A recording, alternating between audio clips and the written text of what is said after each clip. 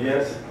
Quisiera agradecer a la Fundación Gavia y a Andrea, a Catalina, por extender la invitación a nuestro lugar de memoria y permitir que pueda compartir hoy con ustedes la experiencia de esta investigación. Bien,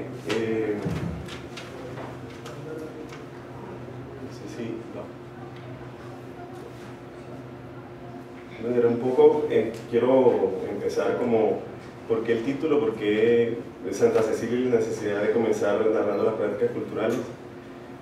Pero quisiera contextualizar un poco. Santa Cecilia es un corregimiento del municipio de Astrea, del departamento del Cesar.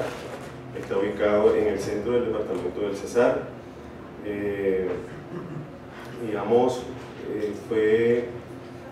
Santa Cecilia es un corregimiento que, bueno, también es conocido como el bolsillo por una sola entrada, y el gentilicio, y a la gente le gusta que se le reconozca como bolsilleros.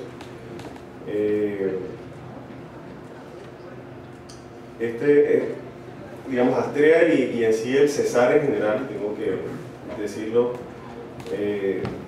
fue dominado, o es dominado actualmente, lo puedo decir aquí sin ningún temor, que yo sé que en otro espacio, en el Cesar, sería imposible decirlo, dominado por estructuras paramilitares. Astrea tiene una historia de hacendados, grandes gamonales, terratenientes, y también de presencia de grupos paramilitares desde la década de los 80, o digamos, una expresión o una primera expresión de grupos paramilitares que fueron los chepes, que fueron un grupo de autodefensas, o no, grupos de vigilancia privada que tenían estos hacendados y terratenientes para su protección. A partir de a finales de la década de los 90, hace presencia el bloque norte con dos de sus subestructuras, el Frente Juan Andrés Álvarez y el Adalvi Santana Ferrer. Pues lo que significa poder hablar y contar las afectaciones o los hechos victimizantes de estos grupos paramilitares en la zona, pues llenaba de miedo a la comunidad en sí. O sea, era muy difícil poder hablar de las afectaciones, de hechos violentos, de masacres, de desplazamientos, de violencia sexual, y había mucho temor de esta comunidad. La gente tenía mucho miedo en hablar de este tema, o sea, era muy difícil. Nosotros como equipo de investigación, pues también teníamos mucho miedo. Muchas instituciones nos decían qué íbamos a hacer a Astrea, qué íbamos a hacer a Santa Cecilia. Es muy paramilitar, Astrea es muy paramilitar, y llegar queriendo contar las afectaciones de estos grupos sería algo muy complicado. Bueno, pasamos un poco. Bueno, el Centro de Memoria del Conflicto había realizado una primera investigación sobre la primera reconstrucción de memoria del conflicto en el departamento del Cesar, que fue con un corregimiento que se llama Las Minas Giracal, del municipio de Pueblo Bello. En ese lanzamiento de este informe se acerca a la comunidad de Santa Cecilia. En ese evento se invitaron a muchos campesinos, líderes, lideresas del departamento, y habían personas de Santa Cecilia que, al conocer la investigación de minas, pues nos plantean que ellos quieren también que se conozca lo que pasó en Santa Cecilia, querían contar, querían visibilizar las afectaciones del conflicto en su territorio.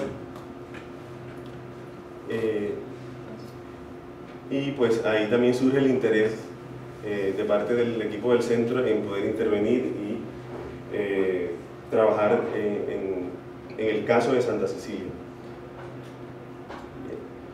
Primero me gustaría hablar sobre el proceso con la comunidad, hablar de, entonces, cómo lo planteábamos, si en un contexto todavía de guerra, de violencia, si apenas hasta el año pasado estuvo una alcaldesa ligada al paramilitarismo, hermana de un alcalde que tuvo este municipio, y fue condenado por la justicia porque cogobernó con paramilitares. Entonces, sí, era muy complicado. Entonces, digamos, en este proceso con la comunidad, primero se habló de contar entonces a partir de las afectaciones del conflicto, de sus prácticas culturales. O sea, no hablar directamente del hecho como tal, de los hechos victimizantes, sino empezar narrando a partir de las prácticas. Digamos, eso también fue una clave para proteger al equipo y para proteger la comunidad. La gente pues, tenía mucho miedo en contar directamente, como lo dije al inicio. Y había también otro punto que era el tema de reparación colectiva, o sea, se produjo un daño a esta comunidad y cómo abordar este tema de daño colectivo en Santa Cecilia cuando todavía pues se hablaba que solamente el tema de reparación y se hablaba de daño colectivo cuando se hablaba de indígenas o de afros. Entonces también planteamos en la investigación cómo hablar de una comunidad campesina de pescadores, cómo también hablar que hubo un daño a esa comunidad y empezar a hablar de reparación colectiva, de cómo se puede reparar. Bien, planteamos unas categorías de análisis que son control social, trabajo, organización social y comunitaria, medicina tradicional y salud, ocio, creencias y educación.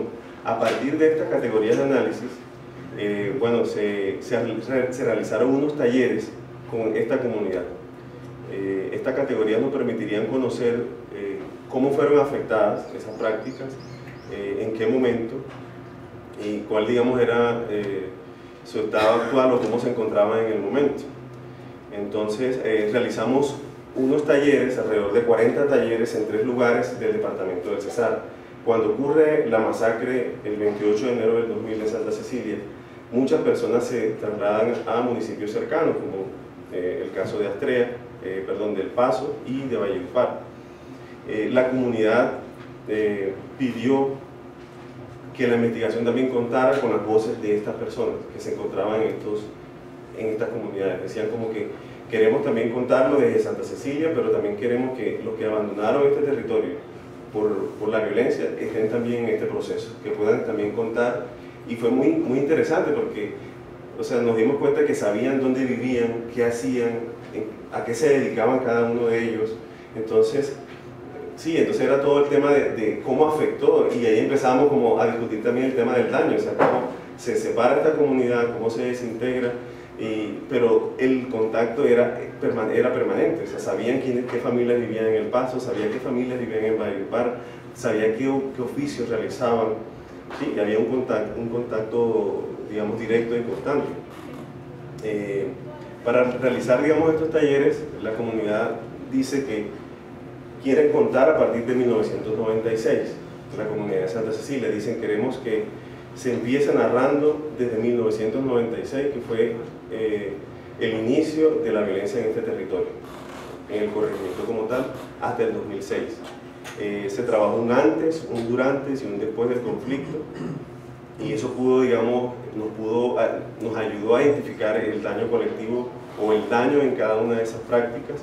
Por ejemplo, cómo afectó en ese tiempo, cómo se había afectado el trabajo antes del conflicto, durante el conflicto y después, la organización social y comunitaria, cómo era la organización social y comunitaria durante el conflicto, después del conflicto.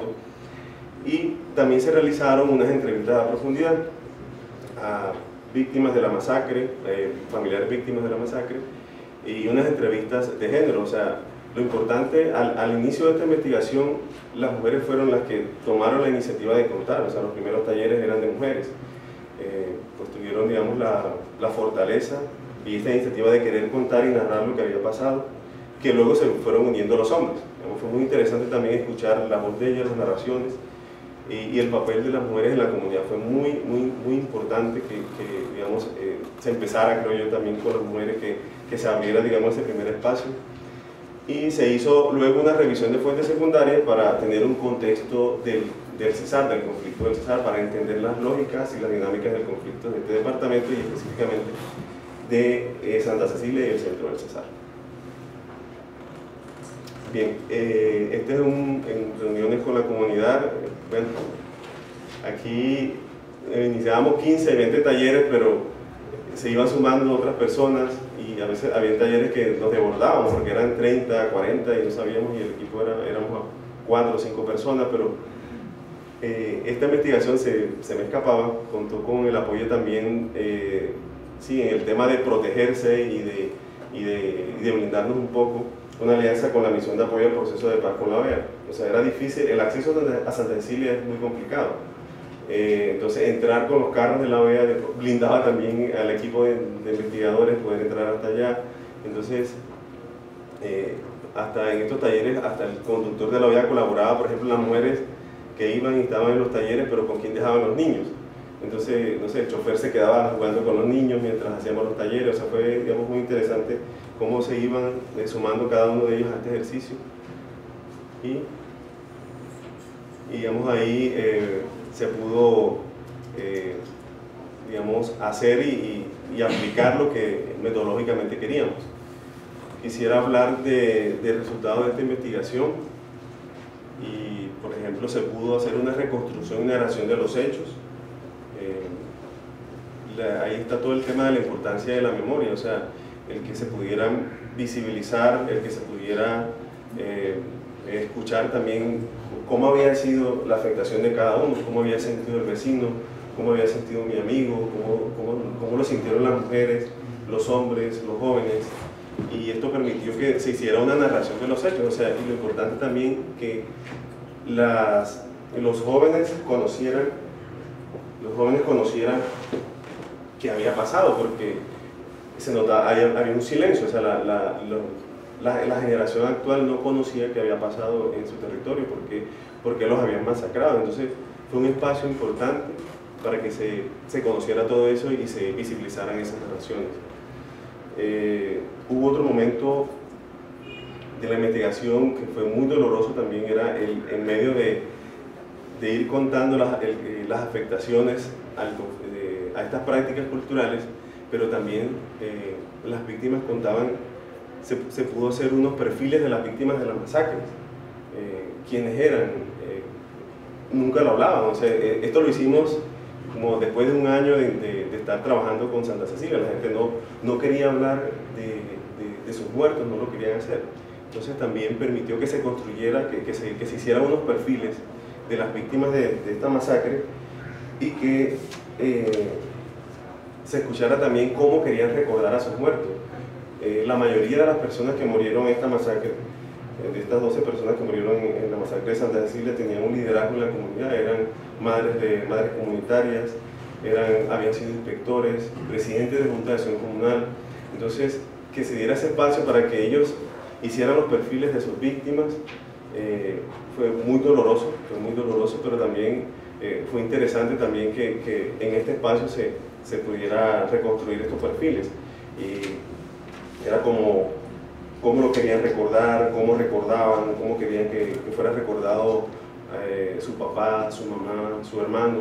Entonces fue un espacio muy digamos, fuerte y de mucha importancia.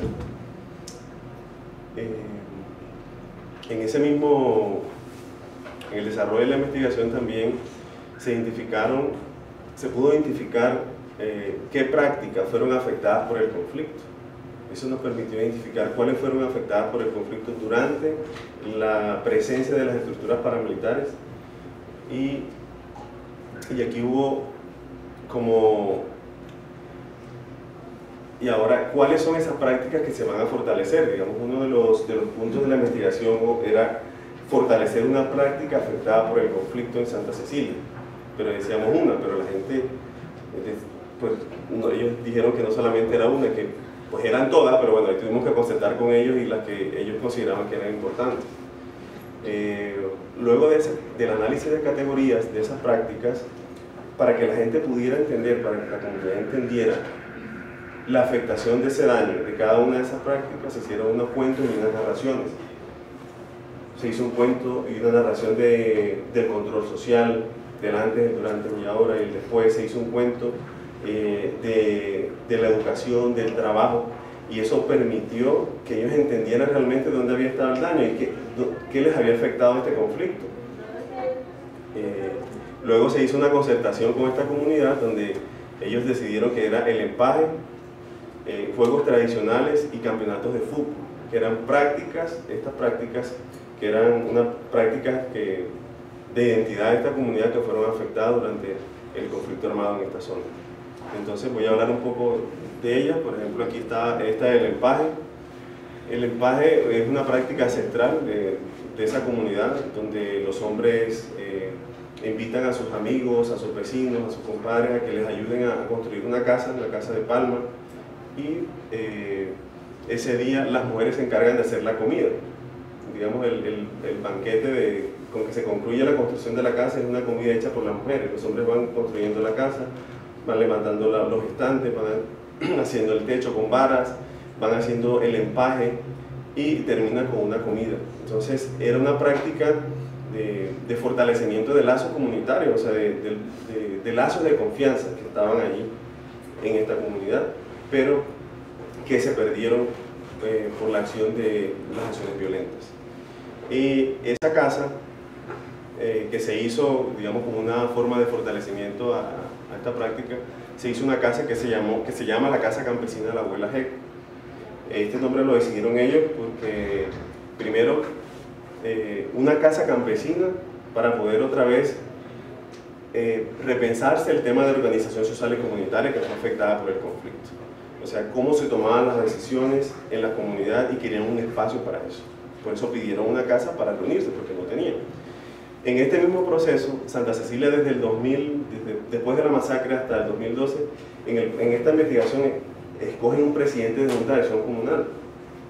Entonces, ese presidente de Junta de Acción Comunal también fue uno de los que presionó, bueno, luchó también y quería este espacio. Se decía como que para el espacio comunitario queremos una casa campesina, una casa que nos pertenezca a todos, y que se llamara la Abuela Jeco, que fue una lideresa de esta comunidad, fue partera, fue pescadora, curandera, una mujer excepcional en esta comunidad, y hicieron que se llamara así. Este espacio de la casa campesina, la comunidad pedía también que tuviera una huerta de plantas medicinales. Cuando se establecen los grupos paramilitares en Santa Cecilia, los médicos, la promotora de salud y la enfermera dejan de ir a esta comunidad por miedo. Nadie quería ir a Santa Cecilia. Entonces ahí el papel de los ancianos, de las abuelas, era empezaban a hacer curaciones o tratamientos con plantas medicinales. Entonces decían, queremos que también ese espacio de la casa campesina tenga una huerta donde estén esas plantas también, y esas medicinas que utilizábamos cuando nos quedamos sin médico y nos quedamos también sin la enfermera. Entonces ellos pidieron también que estuviera una huerta ahí en ese lugar, y bueno, se pudo hacer. Fue un espacio muy interesante en la casa campesina. Y el tema voy a hablar entonces de los juegos tradicionales. En el desarrollo de la investigación, la comunidad siempre hablaba de la afectación a juegos, a cómo se divertían, cuáles eran los juegos que se hacían en Santa Cecilia. Había muchos juegos que se hacían en el río, a la orilla del río. Había juegos nocturnos, pero con la llegada de los paramilitares, por ejemplo, los paramilitares siempre se sentaban en el río para controlar la pesca, quiénes pescaban, a qué hora salían, y la gente le dio mucho miedo y dejó de jugar en el río. La gente dejó de jugar en el río, la gente dejó de jugar en la noche, porque en el tema de control social no se permitía que después de 7 de la noche estuviera personas fuera de sus casas. Estos juegos se perdieron, y decían qué importante era que nuestros hijos conocieran esos juegos. Y en esta parte del ejercicio vimos cómo los adultos, las señoras, iban y le explicaban a los hijos cuáles fueron esos juegos que fueron afectados por el conflicto y que se perdieron. Y querían que se conocieran, querían que fuera una práctica también que se reconstruyera en la comunidad.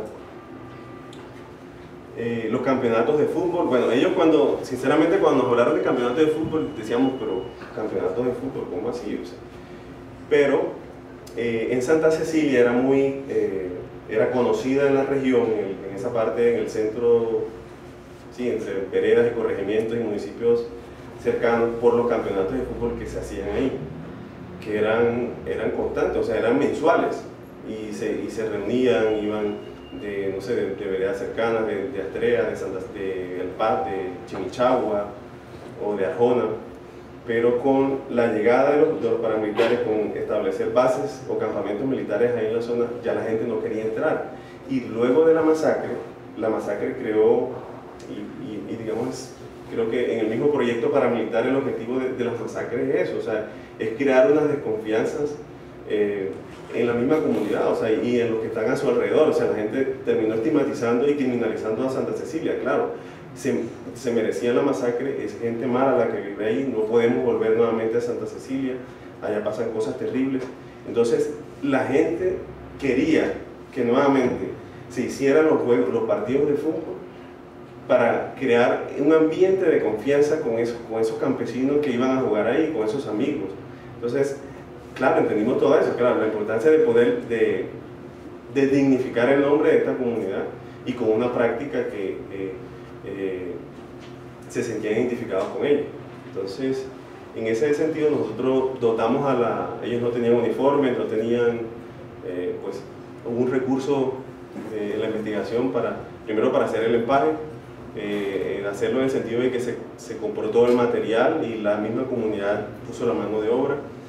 En los campeonatos de fútbol se compraron uniformes, balones, tacos, y así se compraron uniformes porque había un equipo de mujeres jóvenes, un equipo de mujeres más adultas, un equipo de niños y de hombres ya también adultos.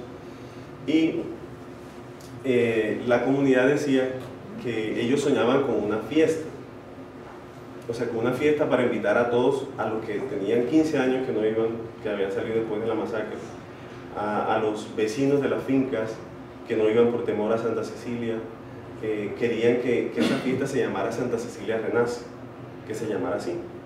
Y pues se hizo una fiesta bueno, así fue, digamos, la construcción de la casa campesina, y esa fue la construcción de la casa. Ese día fue el día de la fiesta. Y querían que la fiesta se llamara así, una fiesta que se llame Santa Cecilia Renace, porque decían que con todo lo que habían vivido, o con, digamos, la fortaleza de poder contar o de poder visibilizar sus afectaciones, ellos habían vuelto a renacer. Y fue un momento muy emotivo, porque era que se encontraba con el primo que tenía muchos años de no verlo, con el amigo. Invitaban a otros dueños de finca, o sea, como que vaya a esta fiesta donde hay gente buena, o sea, era como el volver nuevamente a que confíen en este territorio. O sea, fue un momento muy emocionante, de verdad. Él termina y quisiera hablar, bueno, este fortalecimiento de prácticas culturales, en el caso del campeonato de fútbol, el equipo de mujeres, el equipo de hombres, mujeres más jóvenes. Quería hablar de otros aportes del proceso de reconstrucción de memoria. Primero, el poder contar y hacer memoria contando desde la práctica de afectación a prácticas culturales, permitió primero una visibilización de la masacre ocurrida en el corregimiento de Santa Cecilia. Santa Cecilia está como a 3 horas y media de Valledupar, y mucha gente no sabía qué había pasado ahí. Era visibilizar el tema de la importancia de la memoria, visibilizar y que se conozca realmente lo que ha pasado o lo que pasó en este corregimiento. Luego de este trabajo, pues hubo una atención por parte de las instituciones con competencia en los procesos de reparación a víctimas del conflicto a nivel local, nacional. Se interesa la misma alcaldía que siempre le dio la espalda a este corregimiento, la alcaldía de Astrea, el mismo departamento del Cesar también, la oficina de paz que tiene este departamento, y empezaron a hacer intervenciones a esta comunidad que había pasado después de 12 años de la masacre. La comunidad de Santa Cecilia es considerada sujeto de reparación colectiva, digamos, para la unidad de atención y reparación integral a víctimas. Eso fue como una primera apuesta como grupo, pero no sabíamos cómo iba a terminar, pues iniciamos apostándole a este tema de reparación colectiva, pero que se pudo dar. El Centro Nacional de Memoria Histórica apoya la publicación de un documento de la masacre de Santa Cecilia. Después de esta investigación de prácticas culturales, afectación a prácticas, ya venía, la gente quería contar el hecho como tal, cómo fue la masacre, cómo llegaron, cómo fueron esos días de la masacre. Entonces, en alianza, el Centro de Memoria pues, hace una alianza con el Centro de Memoria del Conflicto, y dice, no, pero ya ustedes tienen ya unos insumos de esta investigación que pueden servir mucho para este informe. Pues estamos trabajando, que esperemos que a final de este año esté ya este informe de la masacre como tal. Bueno, también la Unidad de Justicia y Paz, la Fiscalía General de la Nación, se interesa por los casos de violencia sexual. Lo que se me había pasado un poco era el día de la masacre, John Jairo Esquivel, alias El Tigre, el que perpetró la masacre, cometió acciones sexuales violentas contra jóvenes de la comunidad. Él siempre ha negado, en versiones libres, ha negado estos hechos, pero el hecho de que las mujeres se atrevieran a contarlo sirvió para la imputación de cargos, y la Fiscalía hoy está haciendo también todo el trabajo de que pues se pueda que se pueda condenar o se pueda juzgar a alias El Tigre por estos hechos de violencia que han estado allí, pero que, bueno, que ya hoy están en manos de la Fiscalía estos casos, y se espera que la justicia haga su trabajo. Bueno, de esta investigación resultaron dos productos audiovisuales. Primero, nosotros hicimos un documental de la masacre con las familiares de víctimas, relatos de esposas, de hijos, hijas, de hermanos, y se llamaba así La Memoria Sin Voz. Este documental se encuentra en YouTube también si lo quieren ver. Y Santa Cecilia, Afectación, Daño y Resistencia, es como todo, es un video metodológico de cómo se hizo el trabajo, cómo se hizo en esta comunidad, digamos, conclusiones del mismo, y también está en YouTube, que la pueden ver también en la página web del Centro de Memoria del Conflicto. Y estas son nuestras redes sociales. Entonces, bueno, yo antes de, como el evento habla un poco, pues el eje central es el patrimonio. Cuando hablaba de la reconstrucción de prácticas culturales, me gustaría, en el espacio que tengamos, hablar un poco del tema de patrimonialización de esas prácticas, porque no lo toqué ahí, pero sí sería el espacio ahora, como que cómo se puede, qué se consideró, qué se puede patrimonializar en el caso de una práctica afectada por el conflicto, cómo se hace, también como, sí, es un tema que está en debate y creo que sería el espacio ahora. Pero bueno, entonces, gracias de verdad por